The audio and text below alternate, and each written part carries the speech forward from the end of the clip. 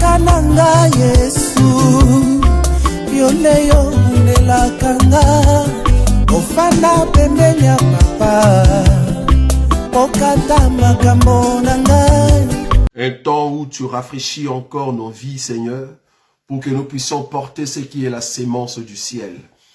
Je remets mon frère, je remets ma sœur entre tes mains, afin que toi seul, tu puisses diriger sa vie et que cette parole puisse trouver place, Seigneur, dans leur marche et que la grandeur de ta personne, Seigneur, soit vue dans tout ce qu'ils vont faire en ton nom, Jésus-Christ, que nous avons ainsi prié.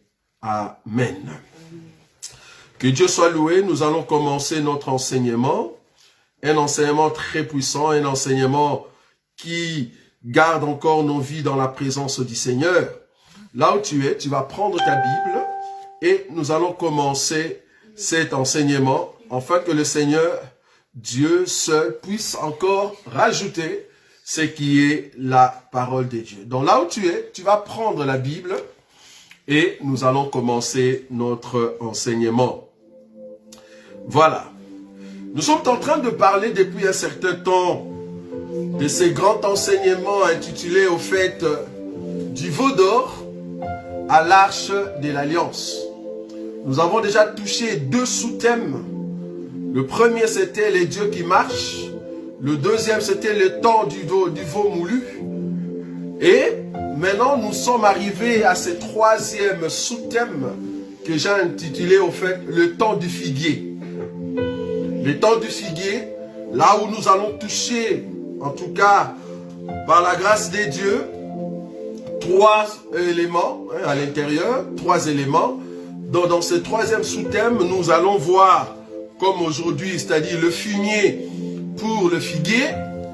Et prochainement, nous allons parler sur le 5e et le 6e saut, par rapport au figuier toujours, par rapport au figuier.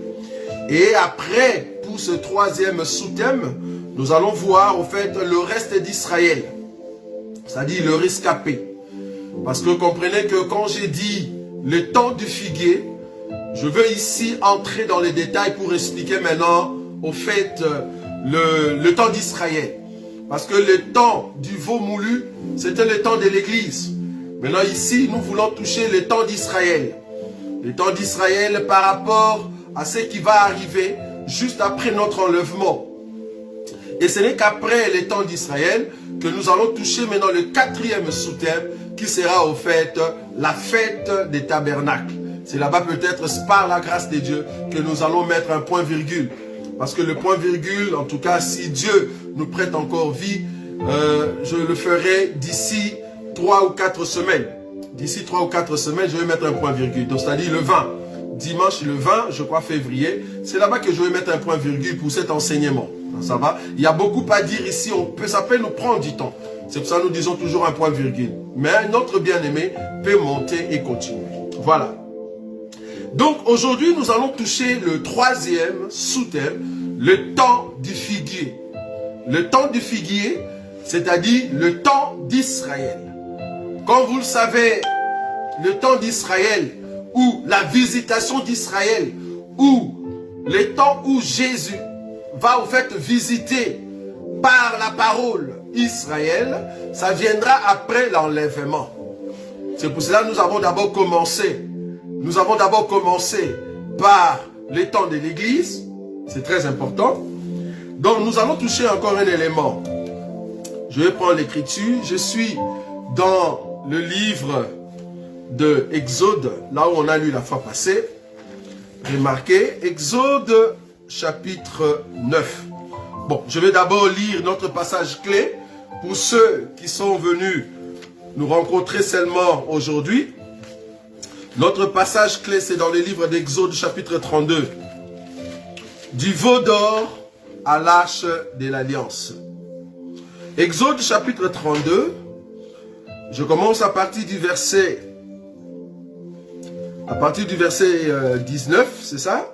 Oui, c'est là-bas. Dans Exode chapitre 32, à partir du verset 19, et comme il approchait du camp, il vit le veau et les danses. La colère de Moïse s'enflamma, il jeta de ses mains les tables et les brisa au pied de la montagne. Il prit le veau qu'il avait fait et il le brûla au feu. Il le réduisit en poudre, répandit cette poudre à la surface de l'eau et fit boire les enfants d'Israël. La partie qui nous intéresse ici, c'est la dernière partie de ce verset, le verset 20. Et fit boire les enfants d'Israël. Parce que comprenez que le verset 20, il prit le veau qu'il avait fait et le brûla au feu. Ça, c'est vraiment la croix. C'est ce qu'on a dit.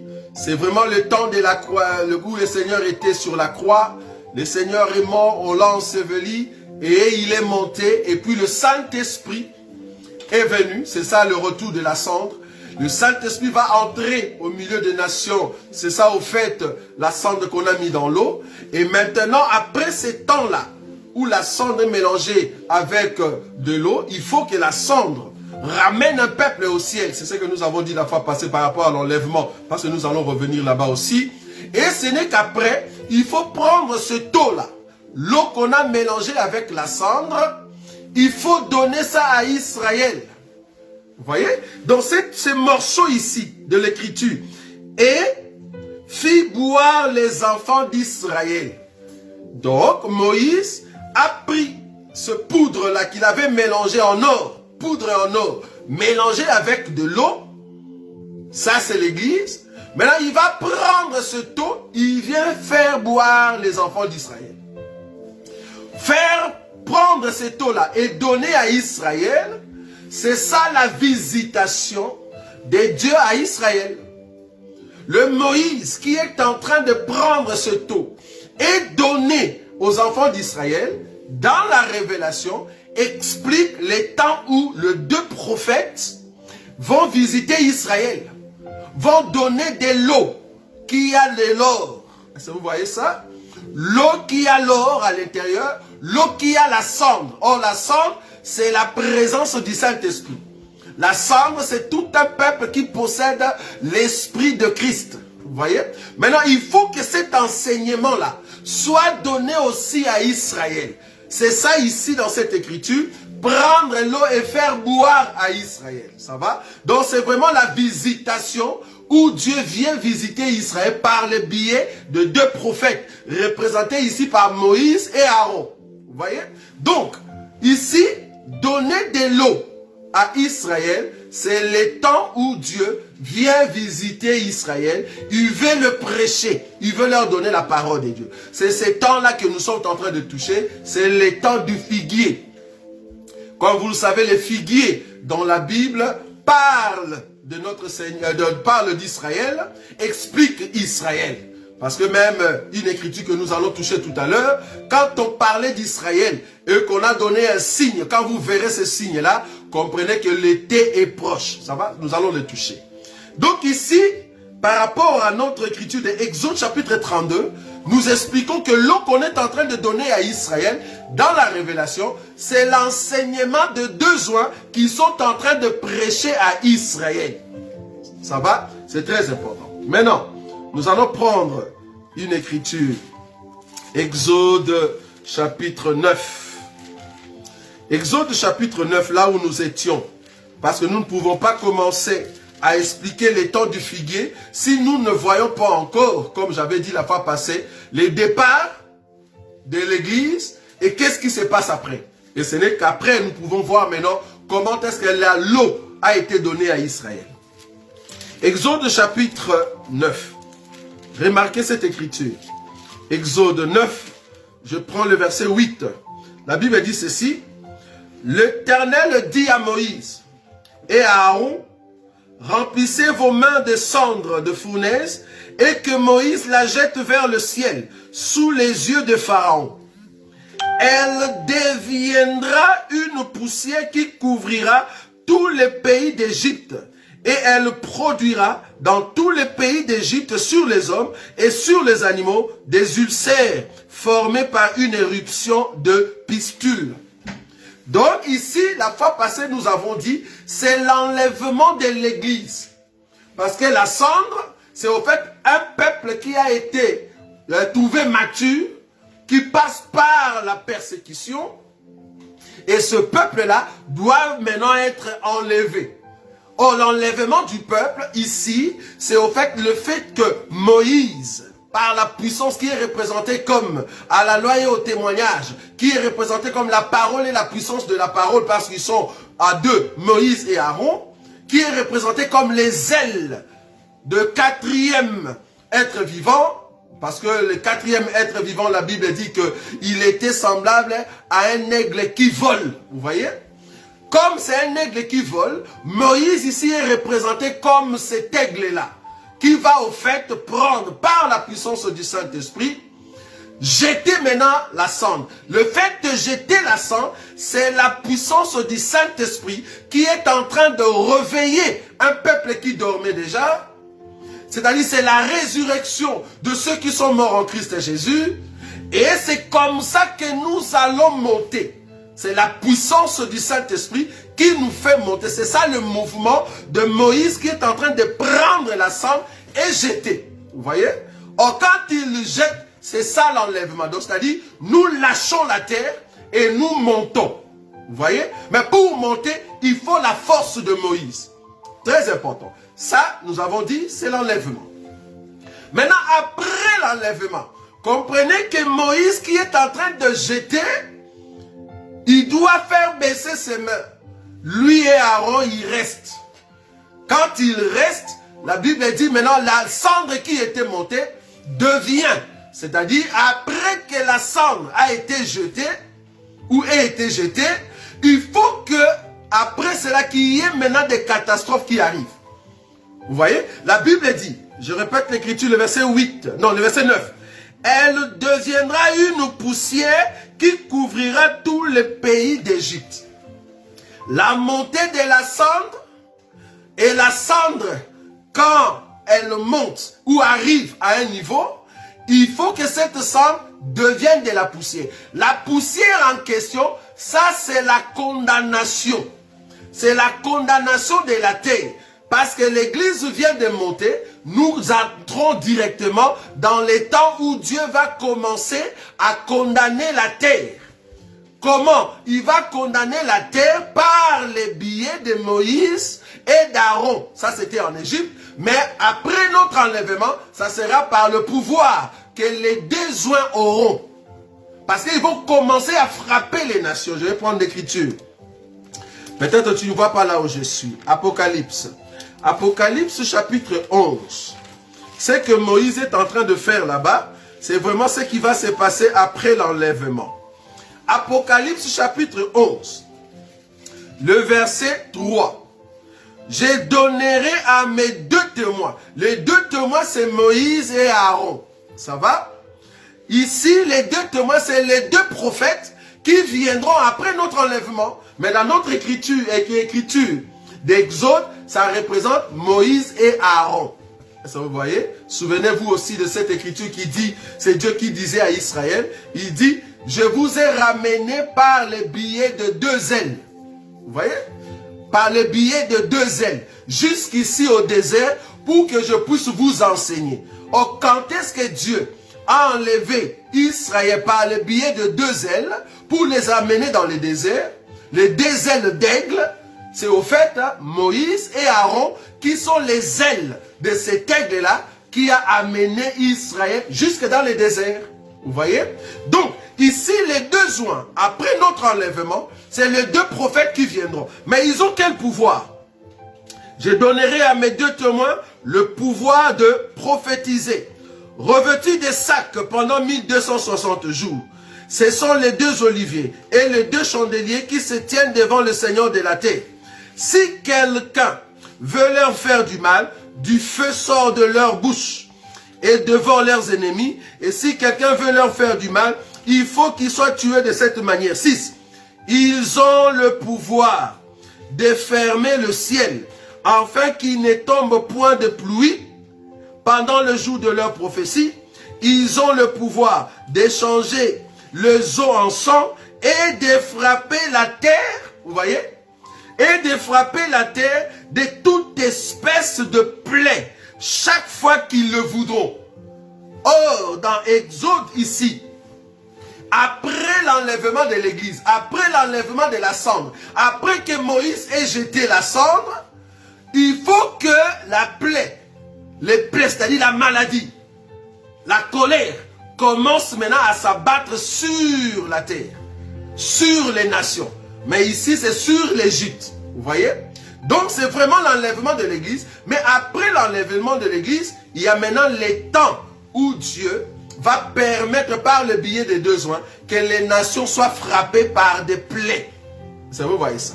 Donc, après notre montée, il faut que les plaies puissent commencer à frapper la terre. Mais il y a quand même un élément. Quand l'église est en train de monter, qu'est-ce qui est en train de se passer dans le monde spirituel, dans le monde que toi tu ne vois pas? Je vais prendre une écriture. Parce que la montée de l'église, c'est au fait l'entrée d'un peuple. J'aime ça. C'est l'entrée d'un peuple dans les lieux très saints. Ça, vous voyez ça. Or, le seul peuple qui peut entrer jusque dans les lieux très saints, parce qu'il faut comprendre que ce peuple ici qui entre dans les lieux très saints, ils ont quitté le parvis, ils vont entrer dans le lieu saint et ils vont aller jusque dans le lieu très saint. Il faut que ça soit quelqu'un qui est dans les sacerdoces. Vous voyez? Donc, il faut que les souverains sacrificateurs t'amènent jusque là-bas. Donc, il faut que tu sois un sacrificateur.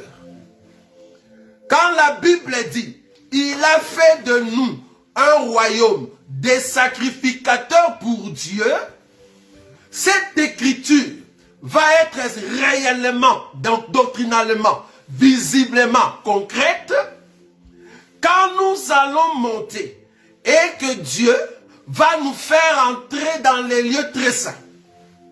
Parce que l'écriture dit ceci, Moïse fait approcher Aaron et ses enfants. Je ne sais pas si tu vois cette écriture-là. L'écriture dit ceci, Moïse fait approcher Aaron et ses enfants.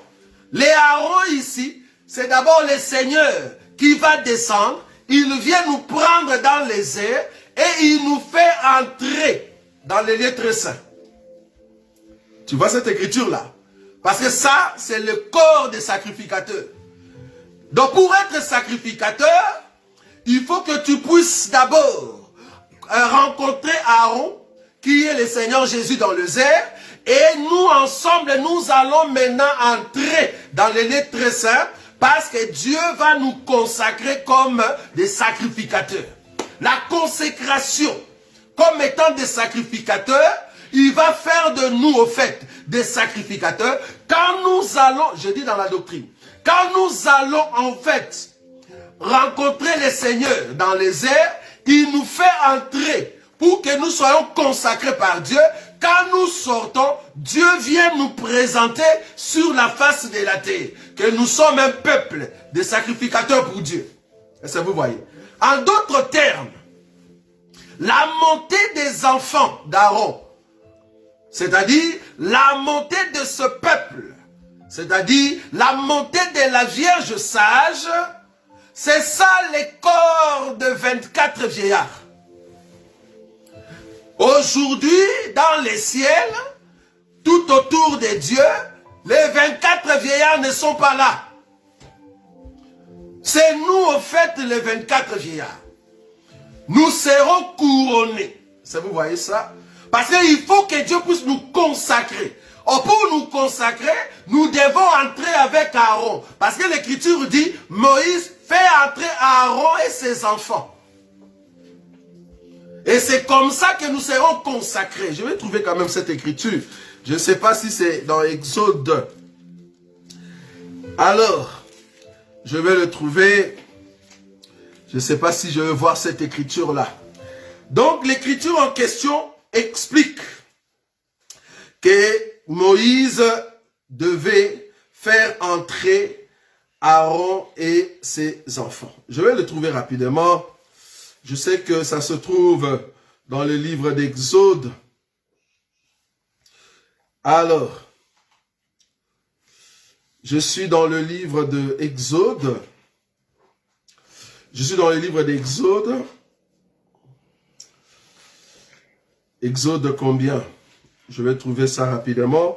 Lors de la consécration. Parce que l'Écriture parle de fait approcher au fait Aaron et ses enfants. Je vais le trouver, excusez-moi, portez-moi à cœur. Alors, je suis dans l'Écriture. Quelle écriture que je peux prendre ici? Alors, je prends Exode chapitre 29. Exode chapitre 29. Exode chapitre 29. Voilà, Exode chapitre 29. Exode chapitre 29. Je peux commencer à partir du premier verset. La Bible dit ceci. Voici ce que tu feras pour le sanctifier, c'est-à-dire Aaron et ses enfants, afin qu'ils soient à mon service dans les sacerdoces. Prends un jeune taureau et 2 béliers sans défaut. Fais avec de la fleur de farine, de froment, de pain sans levain, des gâteaux sans levain pétris à l'huile et de galettes sans levain arrosées d'huile. 3. Tu le mettras dans une corbeille en offrant le jeune taureau et les 2 béliers. 4. Tu feras avancer Aaron et ses enfants vers l'entrée de la tente d'assignation et tu les laveras avec de l'eau. Cette écriture qu'on est en train de faire avancer Aaron et ses enfants pour la consécration, afin qu'ils soient reconnus comme sacrificateurs, c'est ça la montée de la Vierge sage qui vont rencontrer le Seigneur dans le désert et vont entrer dans la présence du Seigneur. Ça vous voyez. Et de là, nous sommes consacrés maintenant pour venir, n'est-ce pas, à administrer en fait notre rôle de sacrificateur sur la terre. Parce que pendant les milléniums, nous qui sommes des sacrificateurs, on doit travailler pour Dieu. Maintenant, il faut qu'on soit consacré. La consécration de notre sacerdoce, c'est lorsque nous montons. J'ai bien dit, c'est vraiment physique. Ça ne sera pas spirituel. Quand je dis spirituel ici, ça dit quand nous montons dans la présence de Dieu, nous allons revenir ici sur terre pour vivre avec le Seigneur physiquement. Sur la terre ici. Ça ne sera pas spirituel. Physiquement, nous allons vivre ici sur terre. Maintenant, tu vas vivre comment? Et en tant que sacrificateur, la consécration de ces sacrificateurs-là, c'est la montée de la Vierge sage qui rencontre le véritable Aaron. C'est comme ça que Aaron et ses enfants vont être présentés. Est-ce que vous voyez ça? Gloire à Dieu. Donc, nous, le peuple de Dieu, quand nous sommes montés, or, en montant, il faut que ce qui empêchait que le peuple monte puisse être chassé. Parce que comprenez que jusqu'à présent, les diables continuent à accuser le frère auprès du Père. Ils continuent à nous accuser. Maintenant, notre montée fera que les diables doivent être chassés du ciel. Je vais prendre une écriture. Je suis en train d'expliquer après l'enlèvement déjà. Ça va? Je suis dans Apocalypse. Apocalypse chapitre 12. Apocalypse chapitre 12. Apocalypse chapitre 12. Alors, Apocalypse chapitre 12. Je vais prendre une écriture ici. L'écriture ici que j'ai besoin. Apocalypse chapitre 12. Je commence à partir de verset 5. Apocalypse chapitre 12 à partir du verset 5. Elle affronta un fils qui doit paître toutes les nations avec une verge de fer. Et son enfant fut enlevé vers Dieu et vers son trône. Et la femme s'enfuit dans le désert où elle avait un lieu préparé par Dieu, afin d'y être nourrie pendant 1260 jours. Ça, on parle d'Israël. On va toucher cette écriture prochainement. Maintenant, ce que je voulais dire, c'est le verset 7. Il y eut guerre dans le ciel. Michael et ses anges combattirent contre les dragons. Et les dragons et ses anges combattirent, mais ils ne furent pas le plus fort. Et leur place ne fut plus trouvée dans les ciels. Parce que jusqu'à présent, les diables est encore dans les ciels. Il peut sillonner encore dans les ciels. Il peut aller encore accuser. Ça, vous voyez cela? De la même manière qu'il a fait pour Job, il peut encore accuser. Mais il y aura un temps où il doit être chassé de là-bas. Quand? C'est quand l'église va monter. Quand l'église monte, parce qu'on doit faire la consécration des sacrificateurs, quand cette église monte, il faut que les diables soient chassés. Ça, vous voyez, c'est. Il faut qu'ils soient chassés du ciel. C'est comme ça qu'on va le précipiter sur terre. Je continue l'écriture, le verset 9. Il fut précipité les grands dragons, les serpents anciens, appelés les diables et Satan. C'est lui qui séduit toute la terre. Il fut précipité sur la terre et ses anges furent précipités avec lui. Et j'entendis le ciel, dans le ciel, une voix forte qui disait, maintenant le salut est arrivé. Est-ce que le salut n'est pas encore arrivé? Il faut attendre seulement quand l'ennemi sera jeté. Quand on parle du salut qui est arrivé, c'est par rapport à ces sacrificateurs qui montent.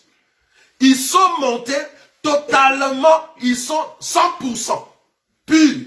Ça, vous voyez? C'est la purification maintenant qui les amène dans la présence de Dieu. Donc il faut que le ciel soit purifié. Parce que la purification, c'est ça le salut. Or, quand les diables tombent sur terre, les saluts en question, ce n'est pas par rapport aux 144 000. Parce que ils vont encore souffrir. Ils ne sont pas encore sauvés. Ils seront sauvés après la persécution. Mais le salut est arrivé par rapport à qui? Le salut est arrivé par rapport à la montée de la Vierge sage. Parce que la Vierge sage qui est en train de monter, elle doit passer par la consécration. Vous voyez? L'écriture continue. Le salut est arrivé, voilà, c'est le verset 10, et j'ai entendu dans le ciel une voix forte qui disait, maintenant, le salut est arrivé, ainsi que la puissance, le règne de notre Dieu, et l'autorité de son Christ, car il a été précipité, l'accusateur de nos frères, c'est lui qui les accusait devant notre Dieu jour et nuit. 11.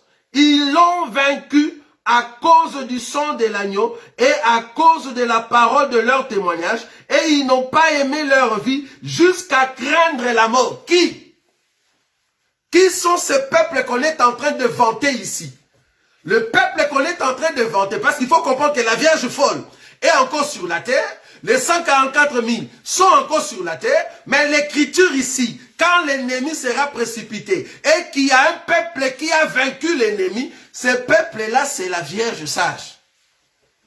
C'est la Vierge sage qui est en train d'entrer dans la présence de Dieu. C'est l'enlèvement de la Vierge sage. Quand la Vierge sage entre, le diable est en train d'être précipité. La montée de la Vierge, la Vierge sage fait que l'ennemi doit être précipité. Vous voyez? Donc la montée, au fait, de la Vierge sage fait que l'ennemi doit être jeté par terre. Pourquoi? Parce qu'il doit venir s'incarner dans le corps de la bête. Il doit venir s'incarner dans le corps de la bête pour que sa place ne soit plus trouvée là-bas. Donc, la montée de la Vierge sage, c'est la purification du ciel. J'aime ça. En d'autres termes, l'ennemi qui était encore dans le ciel, il doit être jeté quand nous allons monter. Parce qu'il faut que la consécration soit pure. L'ennemi ne sera pas là. Très important. Très, très important. Remarquez. Je continue. Comme ça, tu vas voir.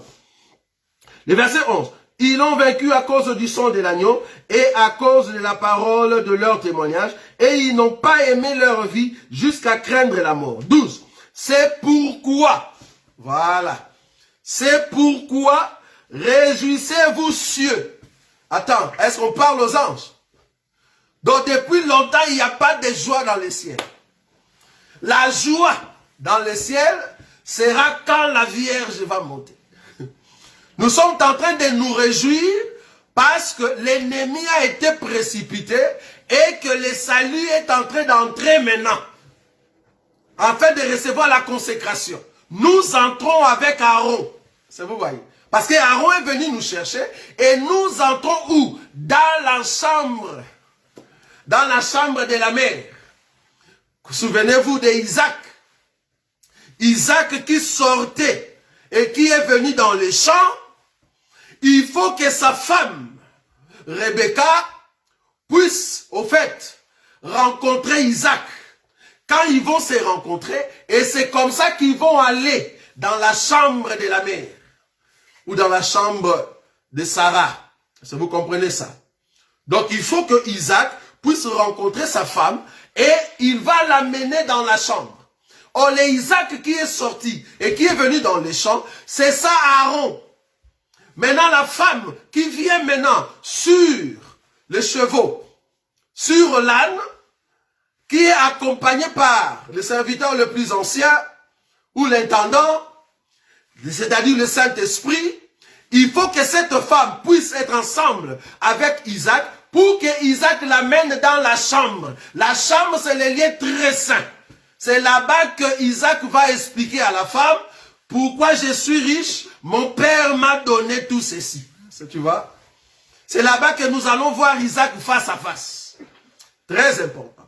Donc, l'entrée de la Vierge sage permet que la femme puisse comprendre maintenant ce que Jésus possède. C'est ça la consécration.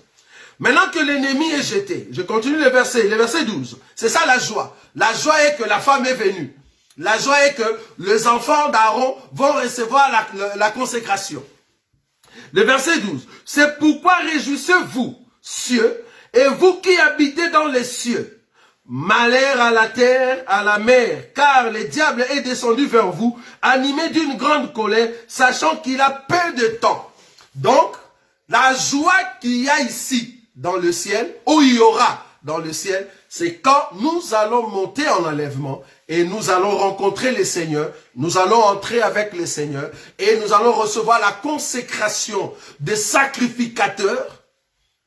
Ici, pour le moment, il faut comprendre qu'un sacrificateur entre en fonction à l'âge de 30 ans. Mais cependant, il peut commencer à l'âge de 25 ans pour commencer à apprendre, comment est-ce qu'on doit exercer le rôle de sacrificateur. Pour les moments, parce que la différence de 5 ans, hein, donc ça commence à l'âge de 25 ans. On commence à te donner une formation de 5 ans. Après 5 ans, tu vas totaliser 30 ans. Tu entres dans les services.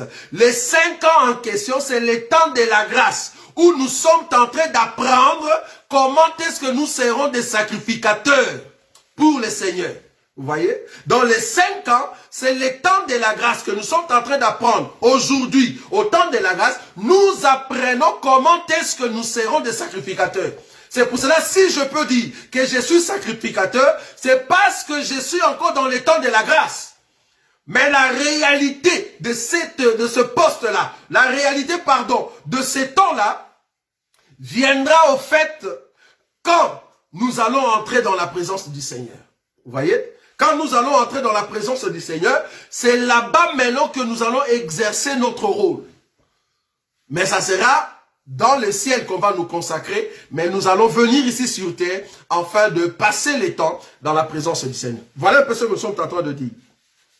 Donc, ici, je suis en train d'expliquer que le royaume de Millennium sera dirigé par notre Seigneur et le peuple que lui va mettre comme de sacrificateur. C'est très important. Maintenant, après la montée de la Vierge sage, il faut que l'ennemi soit jeté. Or, quand l'ennemi est jeté, l'ennemi va trouver le corps qu'on appelle la bête, l'homme de l'impie, c'est là-bas qu'il va s'incarner. Mais en même temps, il y aura les deux prophètes. Les deux prophètes seront là pour Israël.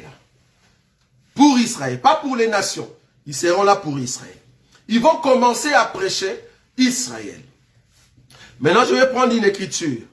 Comme ça, nous allons saisir la pensée. Je suis dans le livre de Luc. Les buts de 2 prophètes, c'est quoi? Pour Israël, pas pour les nations. Les buts de 2 prophètes pour Israël, je vais prendre une écriture. Je suis dans le livre de Luc. Luc, chapitre 13. Luc, chapitre 13. Je vais prendre le verset. Luc, chapitre 13. Le verset qui m'intéresse ici. Luc, chapitre 13. Je vais prendre le verset. Je vais le trouver rapidement. Luc 13. Je commence à partir du verset 6. La Bible dit ceci. Luc 13, verset 6. Il dit aussi cette parabole. Un homme avait un figuier planté dans sa vigne. Il vint pour y chercher du fruit et il n'en trouva point. Le figuier en question ici, c'est Israël. L'homme qui avait planté le figuier, c'est notre Dieu lui-même. Quand il est venu chercher le fruit en question qu'il n'a pas trouvé, c'était le fruit par rapport à la loi. Or, Dieu lui-même savait que la loi ne va pas donner un fruit. Est-ce que vous voyez? Israël ne pouvait pas être sauvé par la loi. Dieu lui-même a planté, mais il savait très bien qu'en plantant au fait ce figuier, le figuier ne va pas donner de fruits. Ne va pas donner de fruits. Pourquoi? Parce que le fruit en question que lui il cherchait, c'était les saluts d'Israël. Or, Israël ne pouvait pas être sauvé quant à la loi. Vous voyez? La Bible continue le verset. Il dit aux vignerons, pourquoi occupent-ils la terre inutilement? Les vignerons ici en question, c'est lui qui doit prendre soin d'Israël. C'est notre Seigneur Jésus lui-même. C'est lui qui, par le biais des prophètes, il commençait à arroser Israël. Il commençait à jeter de l'eau sur le figuier qu'on appelle Israël. Par le biais des prophètes, mais cela n'a pas donné la vie. Le Seigneur Jésus étant le véritable vigneron, lui-même est venu, il a aussi jeté de l'eau là-dessus. Maintenant, les 3 ans en question, c'est en fait les temps de la loi, les temps des sacerdoces mosaïques. Quand nous disons 3 ans, c'est en fait les temps de la loi, de prophètes et de psaumes. Ce sont les 3 années que le figuier est passé. Le 3 ans, c'est le temps de la loi, des prophètes et de psaumes. Par rapport à Luc chapitre 24, le verset 44. C'est ce que Israël a vécu. C'est ça les 3 ans. Mais cela n'a pas donné le fruit.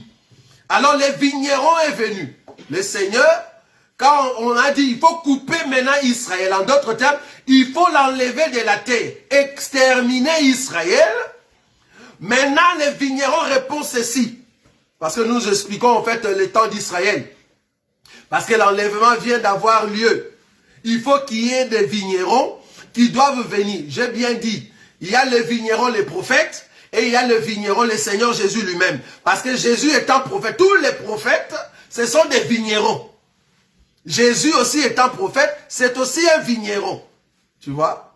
Donc les prophètes qui venaient avant, qui ont jeté de l'eau sur Israël, mais cela n'a pas donné de fruits pendant 3 ans, c'est-à-dire au temps de la loi. Le Seigneur Jésus est venu lui-même pour jeter aussi de l'eau étant le vigneron. Dieu a dit, est-ce qu'on ne peut pas couper cet arbre-là? Maintenant, remarquez ce que le Seigneur est en train de répondre dans la peau des vignerons.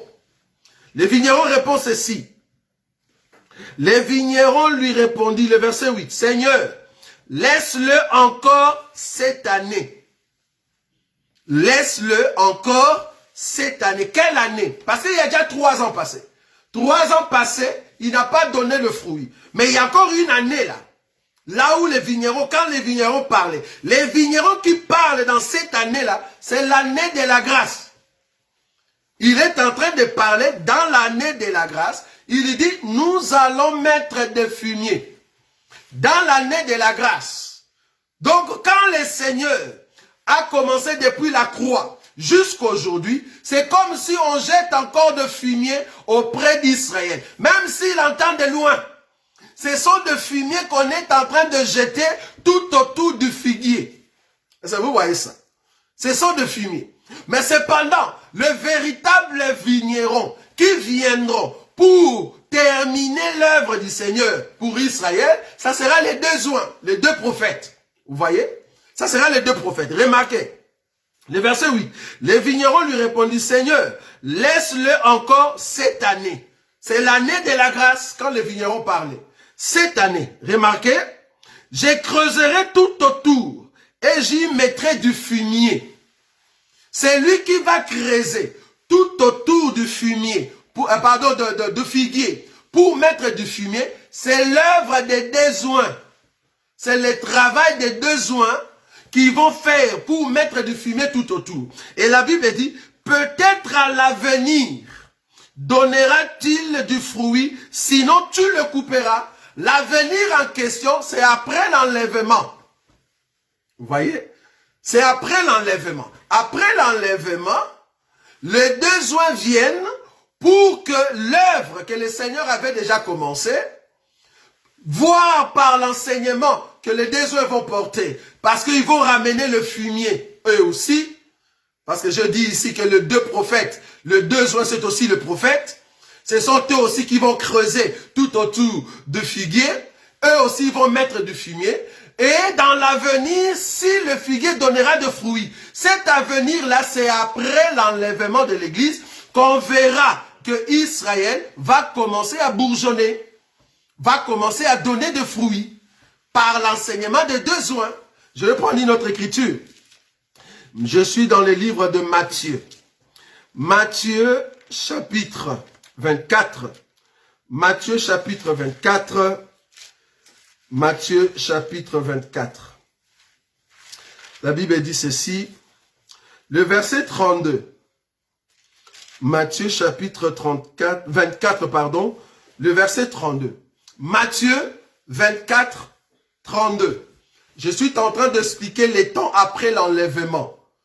Or, il faut que la montée de la Vierge sage puisse avoir lieu et que le Seigneur puisse chasser Satan et les démons et ses anges.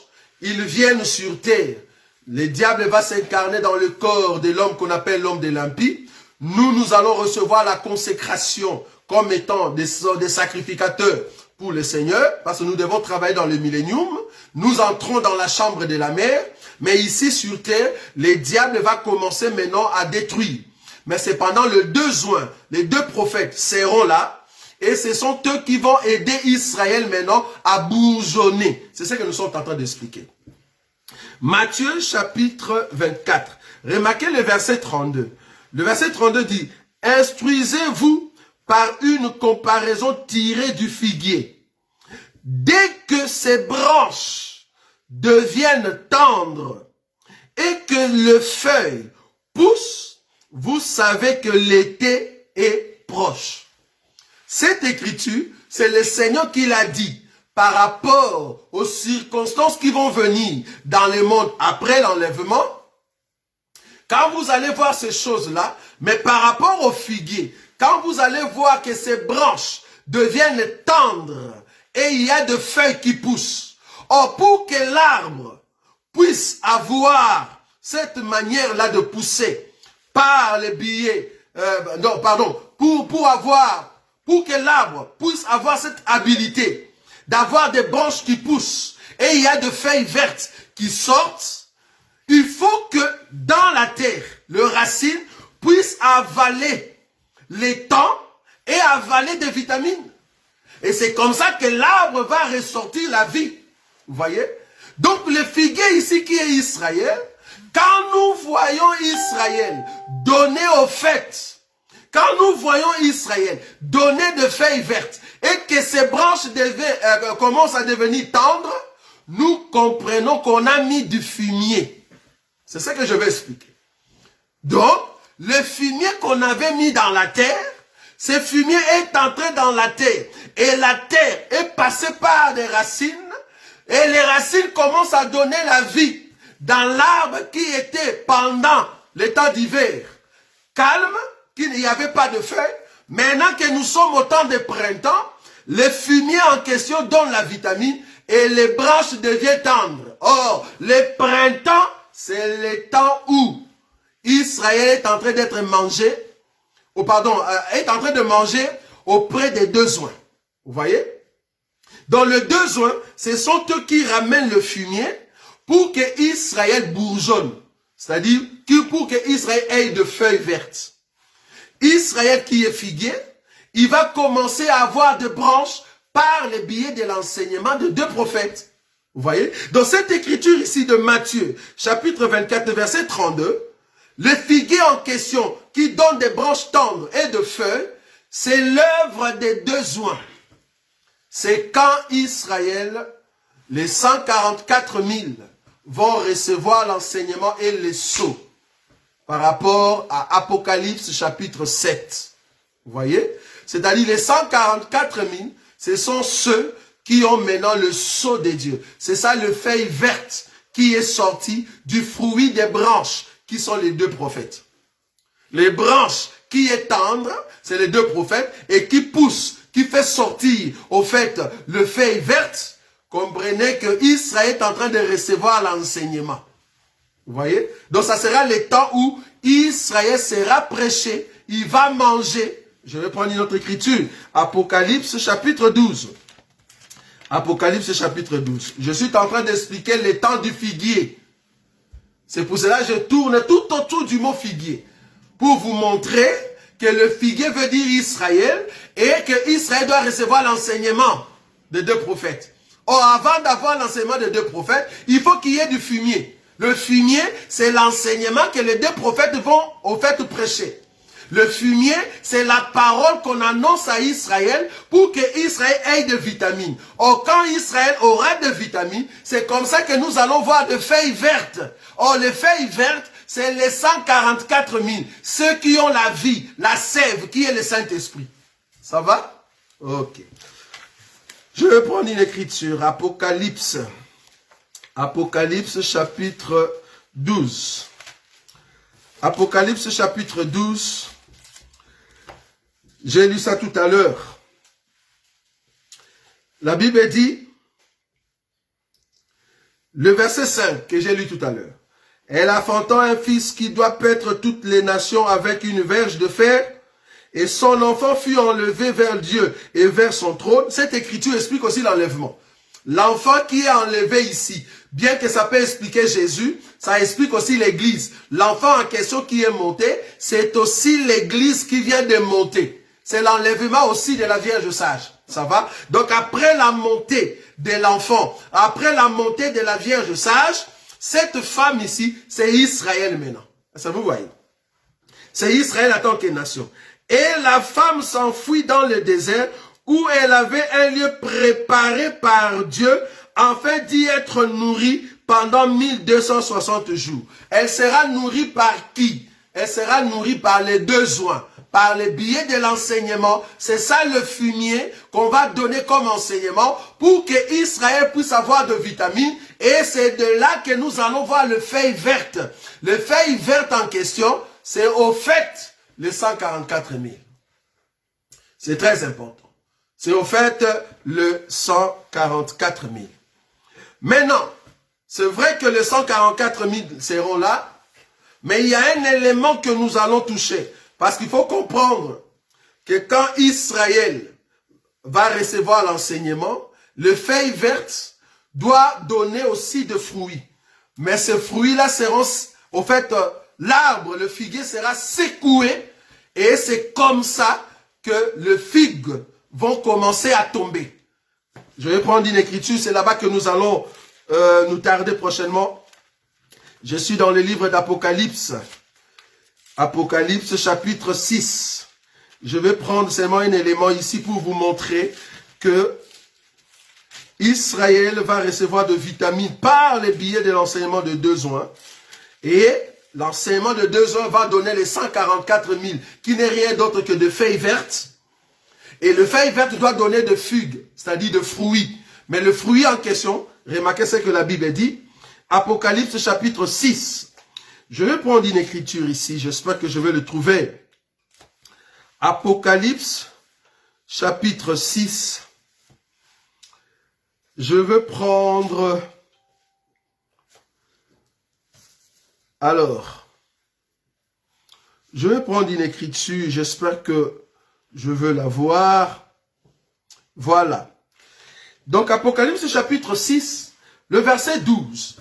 Bon, on va en parler prochainement quand nous allons parler sur le 5e et 6e sceau. Je regardais quand il ouvrit le 6e sceau. Je regardais quand il ouvrit le 6e sceau. Il y eut un grand tremblement de terre. Les soleils devint noir comme un sac de crin. La lune entière, devint comme du sang.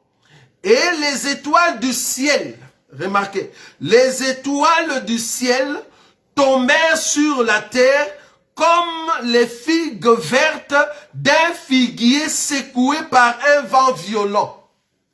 Je ne sais pas si tu as vu ça. Au 6e sceau, le verset 13. Apocalypse chapitre 6, verset 13. Et les étoiles du ciel tombèrent sur la terre comme les figues vertes d'un figuier secoué par un vent violent. Le figuier ici, qu'on a donné ici, qui a été secoué par le vent, et que les figues tombent, les figues vertes, c'est-à-dire, les figues en question n'a pas encore atteint réellement la maturité complète. Mais ils ont reçu la vie. Parce qu'il faut comprendre que ces figues devaient aller jusqu'à l'été pour être accueillies. Mais cependant, ici, il y a un vent qui vient les secouer. Or, pour que l'arbre qu'on appelle figuier puisse avoir de figues, c'est parce qu'on a mis de fumier en dessous. Le fumier a donné des vitamines. Or, les besoins, ce sont eux qui vont prêcher Israël pour que nous ayons les 144 000 qui sont les feuilles vertes et les figues. Les figues en question, ils seront secoués par les vents. C'est ça la grande tribulation. Vous voyez? Donc, ils vont passer par la grande tribulation.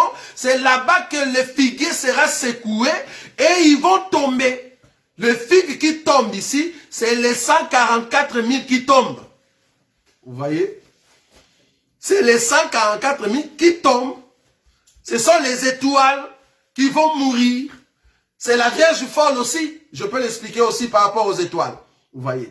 Donc, j'ai touché cette écriture par rapport au figuier pour vous montrer que l'œuvre que les deux oins vont faire, ça va aider Israël à donner, à bourgeonner, à avoir le côté vitamine, les côtés où la feuille verte va ressortir et il y aura des figues vertes pour dire que la vie sera redonnée à Israël. C'est ça l'état d'Israël, pas pour les nations.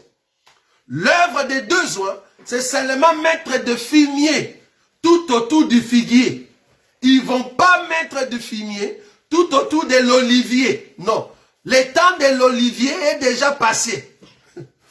Le temps de l'olivier est déjà passé. Ça sera maintenant le temps du figuier. Quand je dis le temps de l'olivier, c'est le temps de l'église. Il faut bien nous comprendre. Je vais prendre une écriture. Je suis dans le livre de Romains. J'espère que j'ai encore du temps. Voilà. Romains. Romains chapitre, je crois, 11. Romains chapitre 11. Je vais prendre une écriture. Romains chapitre 11, le verset 25. Romains chapitre 11, le verset 25. La Bible dit, « Car je ne veux pas, frères, que vous ignorez ces mystères, afin que vous ne vous regardiez point comme sages. Une partie d'Israël est tombée dans l'endurcissement jusqu'à ce que la totalité des païens soit entrée. Entrée où? À l'enlèvement. Jusqu'à ce que la totalité des païens soit entrée. Entrée dans l'enlèvement. Quand la totalité des païens vont entrer, le verset 26 dit, « Et ainsi tout Israël sera sauvé, selon qu'il est écrit, le libérateur viendra de Sion. » Donc là, il faut qu'il y ait d'abord enlèvement. Mais remarquez, juste au-dessus, Romains chapitre 11, au-dessus, la Bible dit ceci, à partir du verset À partir du verset, je vais prendre à partir de quel verset? Je peux commencer à partir du verset 13, rapidement. Je vous l'ai dit, à vous, païens, en tant qu'apôtre de païens, je glorifie mon ministère. Enfin, s'il est possible d'exciter la jalousie de ceux de ma race et d'en sauver quelques-uns. Car si le mise à l'écart a été la réconciliation du monde, que sera leur réintégration, sinon le passage de la mort à la vie? Ça, on parle par rapport à Israël. Le passage de la mort à la vie. Israël qui a été oublié, pour qu'il passe à la vie, pour qu'il puisse bourgeonner, il faut que les deux hommes puissent le prêcher. C'est alors que la vie sera vue. Le verset 16. Or, si les prémices sont saintes, la masse l'est aussi. Et si la racine est sainte, les branches les sont aussi. Mais quelques-unes des branches ont été retranchées. Et si toi qui étais un olivier sauvage, tu as été greffé à leur place et rendu participant de la racine nourricière de l'olivier, ne te glorifie pas aux dépens de ces branches. Si tu te glorifies, sache que ce n'est pas toi qui portes la racine, mais que c'est la racine qui te porte. Ici, on est en train d'expliquer par rapport au greffage de nous autres qui étaient nations. Dieu nous a greffés par rapport aux racines d'Israël, c'est-à-dire par rapport à Abraham. Vous voyez, nous étions été greffés, mais nous avons bénéficié de la sève. C'est ça l'étang de l'olivier. Nous avons bénéficié de la sève et nous avons l'onction. Quand notre temps va terminer, Dieu va jeter maintenant les regards vers Israël. Va jeter maintenant les regards vers le figuier. Parce que le figuier n'avait pas de fruits cette année. Vous voyez? Cette année, c'est-à-dire l'année où les vignerons étaient en train de parler, c'était l'année où le figuier n'a pas de fruits. Ben, il faut mettre du fumier. Et c'est par le fumier que Israël va bourgeonner. Et ce travail, c'est les deux prophètes qui vont le faire. Quand les deux prophètes prêchent, donnent du fumier chez Israël, dans les nations, c'est-à-dire en Égypte, c'est-à-dire le peuple et le reste des nations, là-bas, Dieu est en train de le frapper par les prophéties de deux prophètes. C'est ce que Moïse et Aaron ont fait en Égypte. Quand nous sommes montés, et la cendre s'est changée en poussière qui commençait à détruire les Égyptiens. Ça, c'est la colère de Dieu qui va s'abattre sur les nations par le biais de deux oints, de deux prophètes. Et ça, vous voyez. Donc, nous sommes en train d'expliquer les temps d'Israël, la visitation de Dieu à Israël. Donc, les deux prophètes viendront pour sceller les 144 000. Dernière écriture, parce que prochainement nous allons expliquer le 5e et 6e sceau. C'est très important, parce que nous croyons que le 5e sceau, ça parle vraiment après l'enlèvement. 6e sceau, même chose. C'est très important. Je vais prendre une écriture ici. Je vais prendre une écriture, je crois. Je suis dans Apocalypse chapitre 7. J'ai évoqué ça tout à l'heure. La Bible dit ceci, Apocalypse chapitre 7. Après cela, je vis 4 anges debout aux 4 coins de la terre. Ils retenaient les 4 vents de la terre, afin qu'ils ne soufflent point de vent sur la terre, ni sur la mer, ni sur aucun arbre. J'ai vu un autre ange qui montait du côté du soleil levant et qui tenait les sceaux du Dieu vivant. Il criait d'une voix forte aux 4 anges à qui il avait été donné de faire du mal à la terre et à la mer, et il dit, ne faites point le mal à la terre, ni à la mer, ni aux arbres, jusqu'à ce que nous ayons marqué du sceau les fronts des serviteurs de notre Dieu. Et j'ai entendu le nombre de ceux qui avaient été marqués du sceau, 144 000 de toutes les tribus des enfants d'Israël. Ça, cette écriture ici, cette première partie, ça explique l'œuvre que les deux oints vont faire. L'ange qui sort du côté de l'Orient, du côté du soleil levant, cet ange en réalité représente le message, représente le deux oints, représente la prédication de deux oints qui est en train de préparer les 144 000. Vous voyez? c'est la prédication, c'est les besoins, c'est l'enseignement qui est en train de préparer les 144 000. Or, cette prédication, ça ne sera pas pour les nations, ça sera seulement pour Israël. Donc, le soin du figuier ici, ce n'est pas la Vierge folle. Le figuier ici, nous parlons pour Israël.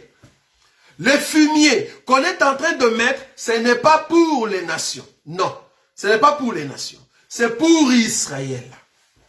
Pendant ces temps-là, la partie de l'Église qui va rester, ils ne vont pas bénéficier de cet enseignement-là. Parce que cette partie qu'on appelle la Vierge folle avait déjà reçu l'évangile pendant cette année ici, en d'autres termes, pendant les temps de la grâce. C'est seulement cet enseignement-là qu'elle va garder jusqu'à ce qu'elle va mourir. Matthieu, ce sont des choses que nous répétons. Ce sont toujours des choses que nous répétons. Ça va vous aider d'avoir le calendrier pour qu'on pense ce qui va arriver dans le monde. Matthieu chapitre 25. Matthieu chapitre 25, je vais prendre une écriture ou deux. Remarquez. Matthieu chapitre 25, le verset 8. La Bible dit, le fol, Matthieu 25, 8. Le fol dire aux sages, donnez-nous de votre huile car nos lampes s'éteignent. Elles n'ont pas dit nos lampes sont éteintes. Non. Nos lampes s'éteignent. C'est-à-dire la quantité d'huile diminue. Et la lumière va petit à petit. Mais ce n'était pas encore éteinte. Parce que quand la Vierge sage va monter, la petite huile que la Vierge folle va avoir, c'est ça qui va l'aider à l'amener jusqu'à la grande tribulation. Et c'est comme ça qu'elle va mourir. Donc, elle ne va pas acheter de l'huile, comme beaucoup le pensent.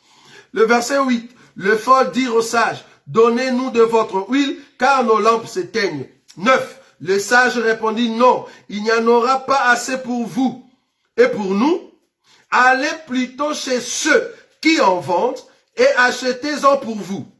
Pendant qu'elles allaient en acheter, le pou arriva, celles qui étaient prêtes entrèrent avec lui dans la salle des noces, et la porte fut fermée. Plus tard, les autres vierges vinrent et dirent, Seigneur, Seigneur, ouvre-nous. Mais il répondit, je vous l'ai dit en vérité, je ne vous connais pas. Je ne vous connais pas. Veillez donc, puisque vous ne savez ni jour ni l'heure.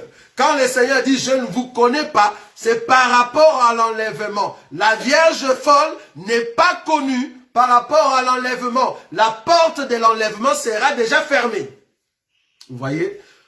Comme elle n'aura plus, au fait, l'huile, c'est-à-dire la lampe va s'éteindre. Or, quand la lampe est éteinte, c'est ça la mort, en fait. Quand la lampe est éteinte, c'est les ténèbres qui viennent. Donc, c'est la mort, au fait, de ces vierges-là. Or, la petite huile qui était restée à l'intérieur, c'est ça qui va les aider pendant ces temps-là, après l'enlèvement, jusqu'à ce qu'elles vont mourir. Donc, elles vont garder quand même cette lampe-là, cette petite lumière, jusqu'à ce qu'elles vont mourir.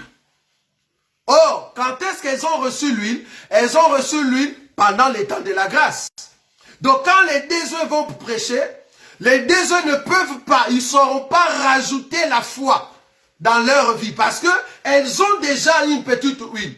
Et c'est avec cette petite huile qu'elles vont mourir. Vous voyez? Donc, la Vierge folle va mourir par rapport à l'enseignement qu'elle écoute aujourd'hui, au temps de la grâce. Par rapport à cet enseignement, elle va garder la petite huile et elle va mourir après l'enlèvement de l'église. Vous voyez? Alors, j'aimerais quand même exhorter une personne avant de terminer.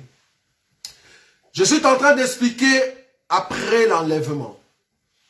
Je suis en train de montrer que après l'enlèvement, peut-être tu n'as pas bien vu quand j'ai expliqué la descente du diable.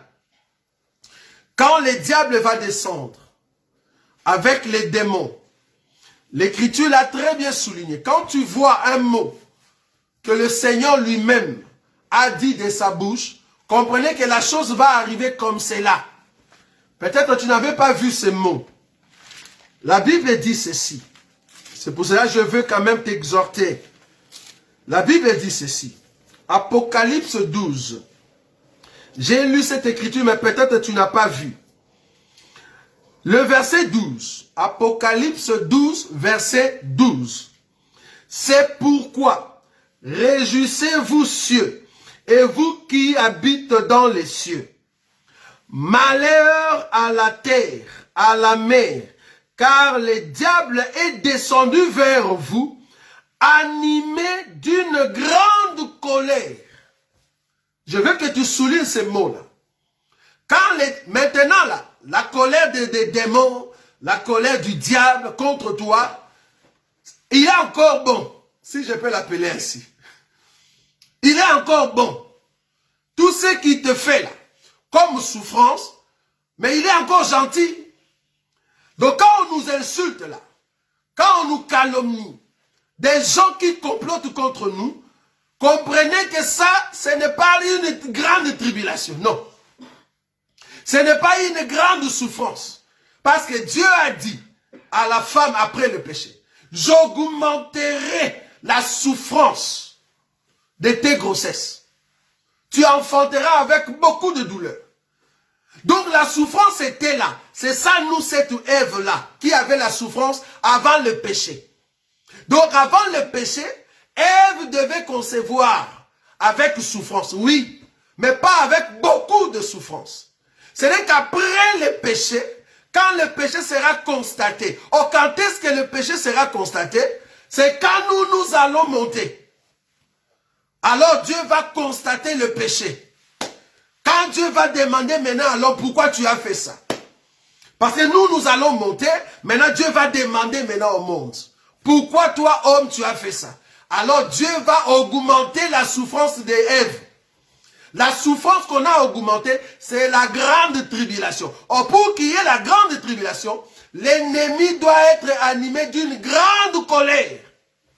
Il y a une différence entre avoir une colère et avoir une grande colère. Pour le moment, tout ce que l'ennemi fait, il est en colère.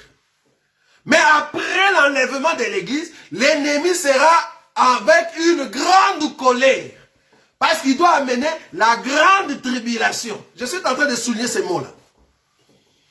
C'est pour cela que je me réjouis quand on est en train de me calomnier. On est en train de m'insulter, de me persécuter. Ce n'est que la colère du diable, c'est normal. Mais gloire soit rendue à Dieu. La grande colère de l'ennemi contre la terre, moi je ne le verrai pas. Parce que je dois montrer en enlèvement. Je dois monter. C'est pour cela, toi, je peux t'exhorter, bien-aimé. Prépare ton cœur avec toutes les souffrances que tu peux avoir. Ce n'est pas encore la grande colère de l'ennemi. Parce qu'il sera animé d'une grande colère. Quand il va descendre avec des démons, c'est pour massacrer à fond. Peut-être pour le moment, tu ne le vois pas. Il ne faut même pas réfléchir, rester. Fais un effort. Toi qui écoutes la parole de Dieu. De partir en enlèvement. Que cela ne passe même pas dans ta tête de rester. Parce que la grande colère de l'ennemi, si tu n'es pas fort, si tu n'es pas vraiment soudé dans les choses de Dieu, tu vas céder ton cœur pour rien.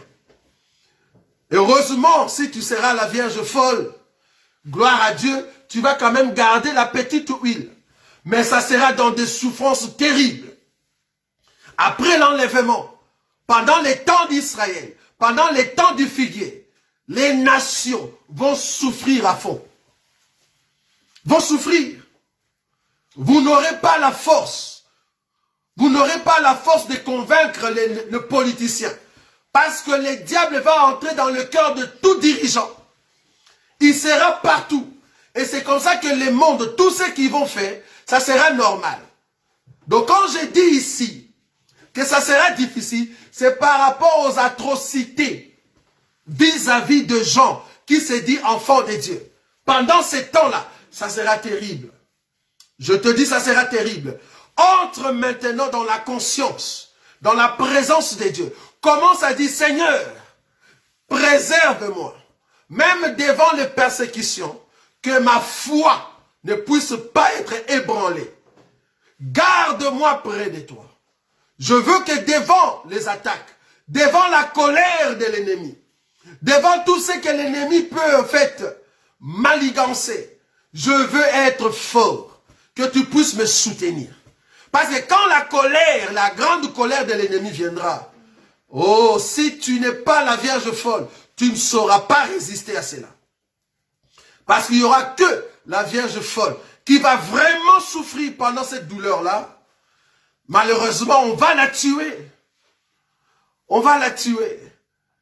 Si aujourd'hui on nous tue, peut-être tu as peur de la mort, c'est tout à fait normal. Mais la mort d'aujourd'hui, c'est encore gentil. Je te dis, la mort de demain, après l'enlèvement, ça sera terrible, bien-aimé. Une mort avec beaucoup d'atrocités. La cruauté, comme on dit. Préférez vivre pendant cette année, l'année où les vignerons est en train de mettre les figuiers tout autour de ces figuiers, profite de cet évangile du fumier, l'évangile qui donne l'essence à notre vie, l'évangile qui nous accorde la vitamine en Christ et Jésus, bien qu'on nous insulte. Vous voyez? Donc il faut profiter de cette année et c'est comme ça que tu vas entrer dans le ciel. Ne pense même pas que tu vas rater l'enlèvement. Commence à mettre dans ta tête que tu vas aller en enlèvement. Or, pour aller en enlèvement, il te faut la maturité. Il faut craindre Dieu, fuir le péché. Très important. Tendre Père, nous te disons un grand merci. Bénis ton peuple. Garde-nous fidèles à toi. Parce que tu viens très bientôt pour prendre ton église. Nous voulons que nous puissions nous préparer à ta rencontre.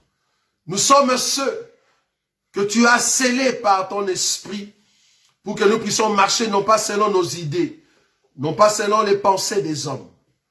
Tu as dit dans ta parole que tu augmenteras la souffrance de la grossesse chez la femme. Mais cependant, nous croyons que nous aussi aujourd'hui, avant que tu puisses augmenter cette souffrance, tu as fait que nous puissions passer par la persécution, par des souffrances. Mais cependant, tu nous gardes fidèles à toi. Garde-nous, Seigneur, devant les combats. Garde-nous, Seigneur, devant les insultes. Garde-nous, Seigneur, garde nos cœurs devant tout ce que l'ennemi peut soulever contre nous. Cependant, nous sommes plus que vainqueurs par celui qui nous a aimés. Et ta grâce continue à nous garder dans ta présence. Que cette nuit soit une nuit de paix et de sécurité, parce que tu es notre Dieu et notre Papa. En ton nom, Jésus-Christ, que nous avons ainsi prié. Amen. Que Dieu vous bénisse. Nous allons nous rencontrer demain lundi à partir de 21h, mercredi à partir de 21h et vendredi à partir de 21h. Demain lundi et mercredi pour la prière. Vendredi, c'est pour notre émission Biyemba Yemba. Ne manquez pas, nous serons là. Donc prochainement, les dimanches prochains, nous allons au fait continuer notre enseignement sur ce troisième thème, sous-thème, pardon, ce troisième sous-thème, le temps du figuier. C'est là-bas que nous allons expliquer au fait le 5e et le 6e saut. Nous allons l'expliquer pour prendre des éléments à l'intérieur et vous allez voir comment est-ce que le Seigneur va se mettre aussi en colère. Après la colère, n'est-ce pas, de l'ennemi pendant la grande tribulation, comment est-ce que Dieu aussi va se mettre dans la grande colère. Vous voyez? La grande colère de Dieu maintenant. Parce que Dieu est en colère contre les nations par rapport à ceux qui sont en train de nous infliger. Maintenant, Dieu aussi se mettra dans la grande colère, c'est-à-dire le jour de l'Éternel. Nous allons parler sur le jour de l'Éternel et c'est là-bas que vous allez voir comment est-ce que Dieu va au fait amener le peuple, les nations, à sa colère, afin qu'il puisse le juger. C'est très important. Et après le 5e et le 6e saut, nous verrons les temps du silence. C'est très important aussi. Et après, nous verrons le reste d'Israël, c'est-à-dire le rescapé. Parce que c'est ça, au fait, c'est que Dieu nous a mis à cœur. Et nous allons terminer par le 4e sous-thème, la fête des tabernacles. C'est là-bas que nous allons mettre un point virgule. Que Dieu vous bénisse. Nous croyons que c'était un temps merveilleux, que Dieu puisse penser dans tout ce que vous êtes en train de faire. Ne manquez pas nos réunions et ne manquez pas nos communiqués.